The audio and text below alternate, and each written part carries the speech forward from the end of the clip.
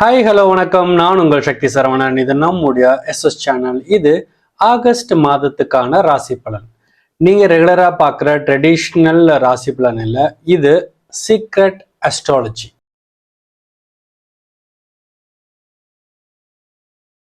நம்ம வாழ்க்கை நம்ம கையில இருக்கா இல்லைன்னா நவ கிரகங்களோட கையில இருக்கா? ஒரு சில பேர் என்ன சொல்லுவாங்கன்னா, வாழ்க்கை நம்ம கையில இருக்கு, நவகிரகங்கள் கையில ஒன்றும் இல்லை, நாலாவது கோலாவது, அவன் வாழ்க்கை அவன் கையில இருக்குது அப்படின்னு சொல்ற ஒரு கூட்டம் தனியா இருக்கு. நம்ம கையில ஒண்ணுமே இல்லைங்க, எல்லாமே அந்த கிரகங்களோட வேலை. நம்ம வாழ்க்கையில் நடக்கிற ஒவ்வொன்றையும் அந்த கிரகங்கள் தான் தீர்மானிக்குது. அதனால நம்ம நவகிரகங்கள் எல்லாம் பிரீத்தி பண்ணினோம்னா நம்மளுடைய கஷ்டங்கள் எல்லாம் குறையும், நம்ம லைஃப்ல நடக்க வேண்டிய நல்லதெல்லாம் நடக்கும். ஸோ நவகிரகங்கள் தாங்க, விதி தாங்க எல்லாமே. அந்த கிரகங்கள் என்ன சொல்லுதோ, ஜாதகம் என்ன சொல்லுதோ அதாங்க எல்லாமே அப்படின்னு சொல்ற ஒரு கூட்டமும் இருக்கு. நான் என்ன சொல்றேன்னா, ரெண்டுமே உண்மைன்றேன். அதாவது பெரியவங்க விதியை யாராலும் மாற்ற முடியாது அப்படின்னு சொன்ன அதே பெரியவங்க தான் விதியை மதியால் வெல்லலாம்னு சொல்லி வச்சிருக்காங்க. இந்த மாதம் உங்க ராசிக்கான கிரக பலன்கள் எப்படி இருக்கு, அதை நீங்க எப்படி புரிஞ்சுக்கணும், அந்த விதியை உங்க மதியால நீங்க எப்படி வெல்லலாம், அதை பற்றி எல்லாம் தான் இந்த பதிவில் நாம பார்க்க போறோம். ஒவ்வொரு மாதமும் வரும் பலன்களை நீங்க கேட்க கேட்க உங்களுக்கு மெதுவாக எப்படி நம்முடைய விதியை மதியால் வெல்லலாம் அப்படிங்கிற அந்த நுட்பமெல்லாம் தெரிய ஆரம்பிக்கும். ஓகே, மறக்காம சப்ஸ்கிரைப் பண்ணிக்கோங்க, லைக் பண்ணுங்க, ஷேர் பண்ணுங்க, கமெண்ட் பண்ணுங்க. அண்ட் வாங்க உங்களுடைய ராசி பலன்களை பார்ப்போம். கன்னி ராசி நேயர்களே, இந்த மாதம் உங்களுக்கு செவ்வாய் 10ஆம் வீட்டில் இருக்காரு. ஸோ அதனால செயல்படணுன்ற உத்வேகம் உங்களுக்குள்ள அதிகமாக வரும்.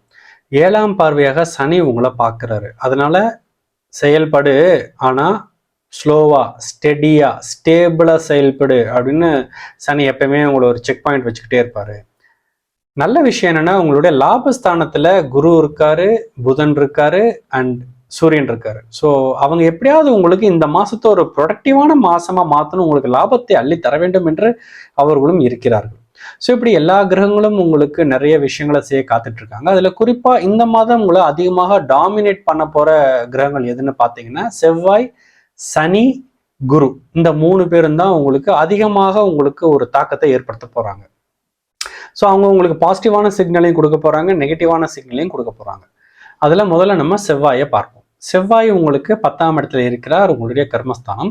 அவர் உங்களுக்கு எந்த மாதிரியான பாசிட்டிவான சிக்னலை கொடுக்க போறாரு அப்படின்னு பாத்தீங்கன்னா, யோசிச்சதெல்லாம் போதும், இப்ப செயல இறங்குவோம் அப்படின்னு ஒரு எத்தனிப்பு உங்களுக்குள்ள இருந்து வரும். நீங்க ஒருவேளை வேலை தேடுறவரா இருந்தீங்கன்னா, டக்குன்னு ஒரு ரெஸ்யூம் அப்டேட் பண்ணு, போய் அந்த அப்ளிகேஷனை போடு, போய் அந்த இன்டர்வியூ அட்டன் பண்ணு அப்படிங்கிற மாதிரியான எண்ணங்கள் எல்லாம் உங்களுக்கு அதிகமாக வரும், உங்களை அதை செய்ய தூண்டும். நீங்க பிசினஸ் பண்றதா இருந்தீங்கன்னா, அந்த கிளைண்ட்டுக்கு கால் பண்ணு, கோல்டு காலிங் பண்ணு, எந்தெந்த ப்ரொபோசல் எல்லாம் பெண்டிங்ல இருக்கு, எந்தெந்த கிளைண்ட் எல்லாம் லீடு வந்தது இன்னும் கன்வெர்ட் ஆகல, அதெல்லாத்தையும் பாரு அப்படிங்கிற மாதிரி எண்ணங்கள் எல்லாம் உங்களுக்கு வரும். புதுசா முயற்சிகள்லாம் ஆரம்பிக்கணும்னு தோணும். கவர்மெண்ட் எக்ஸாமுக்கு ப்ரிப்பேர் பண்ற இருந்தீங்கன்னா, உங்களுக்கு நாளையில இருந்து படிக்கலாம் அப்படின்லாம் இல்லாம டக்குன்னு ஒரு புக் எடுத்து இன்னைக்கு ஒரு சாப்டர் முடிக்கலாமே அப்படின்னு உங்களுக்கு தோணும். நீங்க ஒரு கண்டென்ட் கிரியேட்டரா இருந்தீங்கன்னா, அந்த பெர்ஃபெக்டான கண்டென்ட், பெர்ஃபெக்டான வீடியோ வரட்டும்லாம் வெயிட் பண்ணாம, நீ ஷூட் பண்ணி அப்லோடு பண்ணு, அப்புறம் பார்த்துக்கலாம், நீ பண்றதெல்லாம் கரெக்டாக தான் இருக்கும், வா வா வா களத்துல இறங்கு அப்படிங்கிற மாதிரி செவ்வாய் உங்களை தள்ளுவாரு. கிளாரிட்டி வரட்டும், அப்புறமா ஆக்ஷன் எடுத்துக்கலாம்லாம் இல்லாம உடனடியே ஆக்ஷன் எடுப்போம், வா கிளாரிட்டி பின்னாடி தன்னால வரும் அப்படிங்கிற மாதிரி எண்ணங்கள் எல்லாம் வரும். செவ்வாய் பகவான் உங்களோட 10ஆம் இடத்துல இருப்பதாலே உங்களை செயல்படு, கமான், நீ யாரு தெரியுமா அப்படின்னு ஒரு ஃபோர்ஸா, ஸ்ட்ராங்கா, வீரியமா உங்களை செயல்படுவதற்காக உங்களுக்கு சிந்தனைகளையும் உங்களுக்கு அந்த சிந்தனைகளை வைப்ஸை அனுப்பிச்சுக்கிட்டே இருப்பாரு. இது செவ்வாயினுடைய பாசிட்டிவ் சைடு. பட் அதே செவ்வாய் நெகட்டிவான சைட்ல என்ன மாதிரியான சிக்னல்லாம் உங்களுக்கு அனுப்புறாரு அப்படின்னு பாத்தீங்கன்னா, செயல்படணும் அப்படிங்கிறது ஒரு மாதிரி அவசரமா மாறும். எல்லாமே எனக்கு இப்பவே நடக்கணும் அப்படிங்கிற மாதிரி தோணும். பொறுமையெல்லாம் உங்களுக்கு குறைய ஆரம்பிக்கும். ஒரு 2 நாள் டயட் இருப்பீங்க, வெயிட் குறையிலையா, ஆடா போட இதெல்லாம் எனக்கு வேலைக்கு ஆகாது அப்படின்னு விட்டுருவீங்க. ஒரு வாரம் பிசினஸ்க்கு முயற்சி பண்ணுவீங்க, டக்குன்னு ஒரு ஆர்டர் வரல, கிளைண்ட் கிட்ட இருந்து ஒரு ஒரு சாதகமான சூழ்நிலை ஏற்படலைன்னா நம்ம வேற ஏதாவது பிசினஸ் பண்ணலாமா அப்படின்னு தோணும். உங்க போஸ்ட் இன்ஸ்டாகிராம்லயோ ஃபேஸ்புக்ல ஏதாவது ஒரு ரீல்ஸ் போடுவீங்க, வாட்ஸ்அப் ஏதோ ஒரு ஸ்டேட்டஸ் வைப்பீங்க, நீங்க எதிர்பார்த்த அளவுக்கு லைக்ஸோ கமெண்ட்டோ ரீச்சோ வரலைன்னா போட அடுத்த ரீல்ஸே போட வேண்டாம் அப்படின்ற மாதிரி தோணும். வேலையில ஒருத்தர் ஸ்லோவா வேலை பண்ணுனா என்னடா இவ்வளோ ஸ்லோ அப்படின்னு இரிட்டேட் ஆக தோணும் உங்களுக்கு. ரிலேஷன்ஷிப்ல கூட ஒரு விஷயம் உடனே ரிசால்வ் ஆகலைன்னா அதை ஃபோர்ஸ் பண்ணி எப்படியாவது அதை செய்ய வைக்கணும் அப்படிம்பீங்க. அதாவது உங்க கூட இருக்கிறவங்க எல்லாரையுமே உங்களுடைய ஃபோர்ஸுக்கு தகுந்த மாதிரி, உங்களுடைய ஸ்பீடுக்கு தகுந்த மாதிரி அவங்களெல்லாம் நீங்க வற்புறுத்த ஆரம்பிப்பீங்க. இது எல்லாமே செவ்வாயினுடைய லோவர் எக்ஸ்பிரஷன். பாசிட்டிவான எக்ஸ்பிரஷன் களத்துல இறங்குடான்னு சொல்ல வைக்கும், நெகட்டிவான எக்ஸ்பிரஷன் பொறுமை இழக்க வைக்கும். ஸோ பொறுமை இல்லாம உங்களுக்கு ஒரு மாதிரி டென்ஷன் ஆகும். இது நெகட்டிவ் சைடு. களத்துல இறங்க கமானால முடியும்னு சொல்றது பாசிட்டிவ் சைடு. இந்த மாதிரி 2 சிக்னலையும் நம்ம செவ்வாய் அண்ணன் கலந்து கட்டி கொடுப்பாரு. அடுத்து சனி கிரகம் உங்களுக்கு எந்த மாதிரியான பாசிட்டிவான விஷயங்களை, பாசிட்டிவான எண்ணங்களை கொடுக்கும் அப்படின்னு பாத்தீங்கன்னா, சனி பகவான் 7வது வீட்டுல இருந்து உங்க ராசியை நேரடியா பாக்குறாரு. அதனால உங்களுடைய relationship, commitment, responsibility, discipline, consistency இந்த மாதிரியான விஷயங்கள் எல்லாம் உங்க மைண்டை டச் பண்ணும். மூடு இருக்கோ இல்லையோ செய்ய வேண்டியதை செய்யணும் அப்படின்னு தோணும். ஜிம்முக்கு போகிறதுக்கு மூடு இல்லை இருந்தாலும் போகணும், வாக்கிங் போகிறதுக்கு மூடு இல்லை இருந்தாலும் போகணும் அப்படின்னு உங்களுக்கே தோணும். படிக்க போர் அடிக்குதா இருந்தாலும் 1 மணி நேரம் உட்காந்து படிக்கணும்னு தோணும். பிஸ்னஸ் ரொம்ப டல்லாக ஸ்லோவாக இருக்கா, இருந்தாலும் பரவாயில்ல, கிளைண்ட் எல்லாம் ஃபாலோ பண்ணு, கஸ்டமர் கிட்ட எல்லாம் கரெக்டாக பேசி கம்யூனிகேஷனை சரி பண்ணு அப்படின்னு தோணும். யாராவது உங்களை கிரிட்டிசைஸ் பண்ணா உடனே சண்டை போடாம இதுல நான் கத்துக்க வேண்டியது ஏதாவது இருக்கா அப்படின்னு பார்க்க தோணும். இது எல்லாமே சனி பகவான் உங்களுக்கு கொடுக்குற பாசிட்டிவான விஷயம். எமோஷன் ஆகாம ரிலாக்ஸ்டா உட்காந்து யோசிச்சு முடிவெடு. எது தெளிவோ நீ பாட்டுக்கு ரியாக்ட் பண்ணாத, யோசிச்சு ஆக்ட் பண்ணு அப்படின்ற நிதானத்தையும் ஸ்டெபிலிட்டியையும் உங்களுக்கு சனி பகவான் கொடுப்பார். அதே சனி பகவான் கொஞ்சம் நெகட்டிவான சிக்னலையும் கொடுக்குறாரு. அதெல்லாம் என்னன்னு பார்த்தீங்கன்னா, நம்மளால எதுவுமே பண்ண முடியலையே அப்படின்னு தோணும். ஒரு மிஸ்டேக் பண்ணிட்டீங்கன்னா அதை சரி பண்றதுக்கு பதிலாக அந்த மிஸ்டேக்கை எடுத்துக்கிட்டு அந்த நாள் முழுக்க உங்களையே திட்டிக்கிட்டே இருக்கணும்னு தோணும். பாரு நீ மறுபடியும் சொதப்பிட்ட அப்படின்னு உங்களுக்கு நீங்களே சொல்லி உங்களை குத்தம் சொல்லிக்கிட்டே இருப்பீங்க. ஒருத்தவங்களை கிரிட்டிசைஸ் பண்ணிட்டா அவங்க சொன்ன அந்த ஒரு வார்த்தை, அந்த ஒரு சென்டென்ஸு உங்களுக்கு காலையில, மத்தியானம், சாயந்தரம், நைட்டுன்னு அவங்க சொன்ன அதே விஷயம் திரும்ப திரும்ப திரும்ப திரும்ப மைண்டுக்குள்ள ரீப்ளே ஆகிட்டே இருக்கும். ரிலேஷன்ஷிப்ல சின்னதா ஒரு ப்ராப்ளம் வந்தா கூட இதுக்கு முன்னாடி நடந்த 10 பழைய விஷயங்கள் எல்லாத்தையும் தோண்டி எடுத்து எல்லாத்தையும் உட்காந்து யோசிச்சுக்கிட்டே இருக்கணும்லாம் தோணும். இது எல்லாமே சனி பகவானுடைய லோவர் எக்ஸ்பிரஷன். அதாவது பாசிட்டிவ் எக்ஸ்பிரஷன்ல அவர் உங்களுக்கு டிசிப்ளினை கொடுக்க வருவாரு. பட் அதே சமயத்துல அவருடைய நெகட்டிவ் சைடு என்னன்னு பாத்தீங்கன்னா, உங்களையே நீங்க குத்தம் சொல்லி உங்களையே நீங்க குத்திக்குவீங்க. ச ச ச ச அப்படின்ற மாதிரி உங்களையே நீங்க வற்புறுத்திக்குவீங்க. இதெல்லாம் சனி பகவான் 7ஆம் இடத்திலிருந்து செய்யும் காரியம், நெகட்டிவ் சைடு.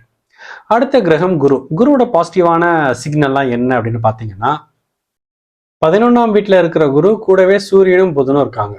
11வது வீடு என்றால் இன்கம், லாபம், நெட்வொர்க்கு, ஆப்பர்ச்சுனிட்டிஸ், உங்களுடைய லட்சியங்களுக்கான சந்தர்ப்ப சூழ்நிலைகள், ஃபியூச்சர் குரோத்து, இது எல்லாத்தையும் சொல்வது தான் 11வது இடம். ஸோ குருவோட பாசிட்டிவ் சைடில் என்னோட லைஃப்பை இன்னும் பெருசாக்கணும்னு தோணும். சேலரி மட்டும் இல்லாமல் வேற வழிகளில் இன்கம் எல்லாத்தையும் அதிகரிக்கணும் அப்படின்னு தோணும். வேற சைடு ஹசில் பண்ணணும், வேற சைட்ல இருந்து இன்கம் வர்றதுக்கெல்லாம் ஏதாவது வேலை பார்க்கணும்டா அப்படின்னு தோணும். பிஸ்னஸ்ல புதிய கிளைண்ட்டு, புதிய மார்க்கெட், புதிய ப்ராடக்ட் எல்லாம் ட்ரை பண்ணணும்னு தோணும். புதுசாக நிறைய படிக்கணும்னு தோணும், உங்கள் ஸ்கில்லை டெவலப் பண்ணிக்கணும்னு தோணும். இப்போ புதுசாக வந்திருக்கிற நிறைய டெக்னாலஜி எல்லாம் கற்றுக்கணும்னு தோணும்.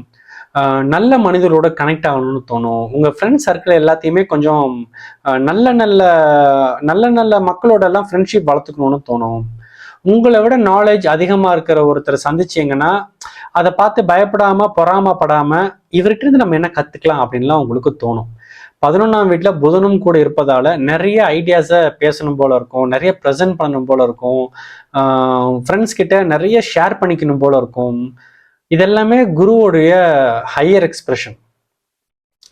இவ்வளவுதான வாழ்க்கை அப்படின்னு யோசிக்காம, லைஃப் இன்னும் பெருசாக்குறதுக்கு நிறைய வாய்ப்புகளும் சந்தர்ப்பங்களும் இருக்குடா, லைஃப்பை நம்ம பெரிய லெவலுக்கு கொண்டு போகணும்டா அப்படிங்கிற மாதிரியான எண்ணங்கள் எல்லாம் உங்களுக்கு இந்த மாதம் வரும். இதெல்லாம் உங்களுக்கு குரு பகவான் கொடுக்குற பாசிட்டிவான சிக்னல். குரு பகவான் கொடுக்குற நெகட்டிவான சிக்னல்லாம் என்னன்னு அப்படின்னு பாத்தீங்கன்னா, எனக்கு இன்னும் வேணும் அப்படின்னு தோணும். சேலரி வந்துருச்சு, ஆனா ஃப்ரெண்டு சேலரியை பார்த்ததும் நம்ம சேலரி சின்னதா தெரிய ஆரம்பிக்கும். ஒரு விஷயத்த தெரிஞ்சுக்க ஆரம்பிப்பீங்க, பட் அதுக்கு முன்னாடி அதை விட்டு இன்னொரு விஷயத்துக்கு தாவிடுவீங்க. ஒரு விஷயத்த தெரிஞ்சுக்க ஆரம்பிப்பீங்க, அதை முழுசா தெரிஞ்சுக்கிறதுக்கு முன்னாடி இன்னொரு விஷயத்துக்கு உங்க மனசு தாவிடும். ஒரு ஐடியாவை எக்ஸிக்யூட் பண்ணணும்னு நினைப்பீங்க. பட் அந்த ஐடியாவை எக்ஸிக்யூட் பண்ணாம இன்னொரு 4 ஐடியாவை சேர்ந்து கலெக்ட் பண்ண ஆரம்பிப்பீங்க. அதாவது யோசிச்சுக்கிட்டே இருப்பீங்க. ஏன்னா குரு கூட சேர்ந்து புதனும் இருக்கிறதுனால யோசிக்கணும், பெருசா யோசிக்கணும் அப்படிங்கிற மாதிரி தோணும். அதாவது குருவோட பாசிட்டிவ் சைடு உங்களை பெருசா யோசிக்க வைக்கும். அதே நெகட்டிவ் சைடு உங்களை வந்து ஒரு கன்ஃபியூஷனுக்குள்ள கொண்டு போய் விட்டுரும். பெருசா பண்றேன்னு யோசிச்சுக்கிட்டே இருப்பீங்க. நீங்க எவ்வளவு யோசிச்சாலும் இதை விட இன்னும் பெருசுன்னு யோசிச்சுக்கிட்டே இருப்பீங்க. இதெல்லாம் குருவினுடைய நெகட்டிவ் சைடு. ஸோ கூட்டி கழிச்சு இந்த மாதம்லாம் எப்படி இருக்க போகுது, இந்த மாதம் உங்களுக்கு எந்த மாதிரியான சிந்தனைகள் அதிகமாக வரப்போகுது அப்படின்னு பார்த்தீங்கன்னா, செவ்வாய் உங்களை கமான் ஆக்ஷனில் இறங்கடா அப்படிம்பாரு.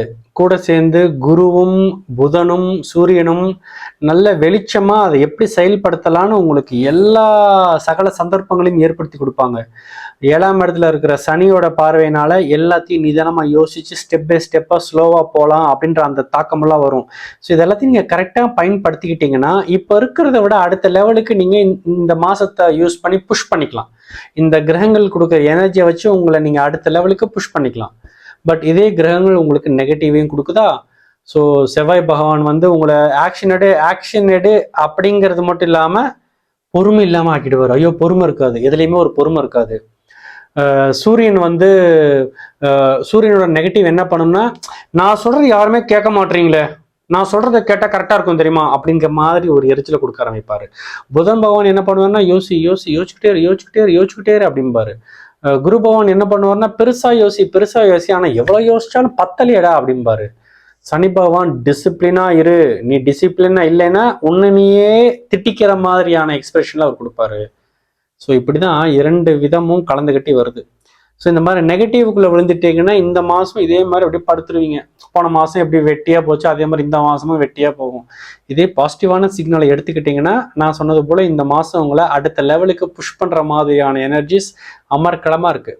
லாபஸ்தானத்தில் உங்களுக்கு குரு இருக்காரு, புதன் இருக்காரு, சூரியன் இருக்காரு, கர்மஸ்தானத்தில் சனி இருக்காரு. ஸோ எல்லாமே அமோகமாக நடக்கும். பட் நீங்கள் எந்த சிக்னலை எடுத்துக்குவீங்கன்னு தெரியலையே. பாசிட்டிவ் சிக்னலும் வருது, நெகட்டிவ் சிக்னலும் வருது. நீங்க எந்த சிக்னலை ரிசீவ் பண்ணி எதை நடைமுறைப்படுத்த போறீங்க? செவ்வாயினுடைய ஆக்ஷனை நடைமுறைப்படுத்த போறீங்களா, இல்ல செவ்வாயினுடைய நெகட்டிவ் கன்ஃபியூஷனை நடைமுறைப்படுத்த போறீங்களா? சனி பகவானுடைய டிசிப்ளினை நடைமுறைப்படுத்த போறீங்களா, சனி பகவானுடைய செல்ஃப் டார்ச்சரை நடைமுறைப்படுத்த போறீங்களா? புதன் பகவானுடைய அறிவை நடைமுறைப்படுத்த போறீங்களா, புதன் பகவானுடைய கன்ஃபியூஷனை நடைமுறைப்படுத்த போறீங்களா? குரு பகவானுடைய எல்லாம் பெருசா சாதிக்கணும்ன்ற அந்த எண்ணத்தை நடைமுறைப்படுத்த போறீங்களா, இன்னும் பெருசான்னு உட்கார்ந்துக்கிட்டே இருக்க போறீங்களா? சூரியனுடைய அந்த நான் லீடர்ஷிப் அதை எடுத்து உங்களே நீங்க எல்லாரும் பிரமிக்கும் விதம் நடக்க போறீங்களா, இல்லைன்னா என் பேச்ச எவனுமே கேட்க மாட்டேறீங்களடா டேய் அப்படின்ற மாதிரி உங்களுக்குள்ள நீங்க குமுற போறீங்களா? இதுல நீங்க எதை பண்ண போறீங்களோ அதை பொறுத்துதான் உங்க வாழ்க்கையை அடுத்த கட்டத்துக்கு நகர போகுது என்பதை கருத்தில் கொண்டு இந்த மாதம் சிறப்பான மாதமாக ஆக்குங்கள். கிரகங்களுடைய நல்ல பலன்கள் எல்லாம் பயன்படுத்தி கொள்ள முயற்சி செய்யுங்கள். ஓகேவா? மீண்டும் நான் உங்களை அடுத்த மாத ராசி பலனில் வந்து சந்திக்கின்றேன். பாய்.